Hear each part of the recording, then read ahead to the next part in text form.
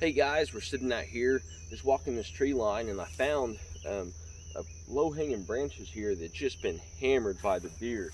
As you guys can see back in there, those deer really ate those up. And I wanted to kind of do a quick little video on how we identify deer and find them extremely fast. And this is exactly it, their food source. So I first want to touch on some public land strategies here. What I'm going to be isolating is a lot of the oaks. So if I can identify some white oaks, and then for early season, and then later on in the season, typically if you got some red oaks around, there'll be a later drop, and it provides a pretty constant food source for those animals. If you don't have your white oaks or any oak tree there, see if you can find some sort of an agriculture field. I don't know if your conservation department is going in there and planting, soybeans, corn, or if they got some winter wheat. Definitely keep those in consideration, and try to find those spots on public land where there's not a whole lot of pressure. And if you've got to walk quite a ways in there, typically the hunting should be better. But as we transition further in, if we don't have any kind of food source that you're naturally able to find, if you can look on Google Earth or an Onyx app, you can find some water typically, whether that's a stream or a pond or whatever it is, and find out where those deer are coming in there and drinking that water. And that's definitely a good way of going. If you're able to set some trail cameras up, more power to you. I highly recommend rolling with the cellular aspect. That way you're not intrusive, going in and out of there all the time, and you're able to get those things straight to your phone. The two camera setups that we use are the K-Link from Cuddyback.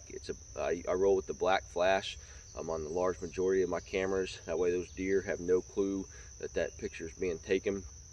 They are just that the camera only has the picture availability. If you're wanting to go with videos, I highly recommend looking into the Tacticam Reveal XBs. It's the black flash camera from Tacticam, and those things work out very well. Again, the deer have no clue that those cameras are taking video of them, and it just gives you an awesome perspective in regards to your deer movement and what deer are moving through. Once we get into our private lands, what we're going to be looking for is we're going to be isolating again the food, our food plots, any kind of agriculture fields that we've got going there. Clover fields, another great one early season to look into.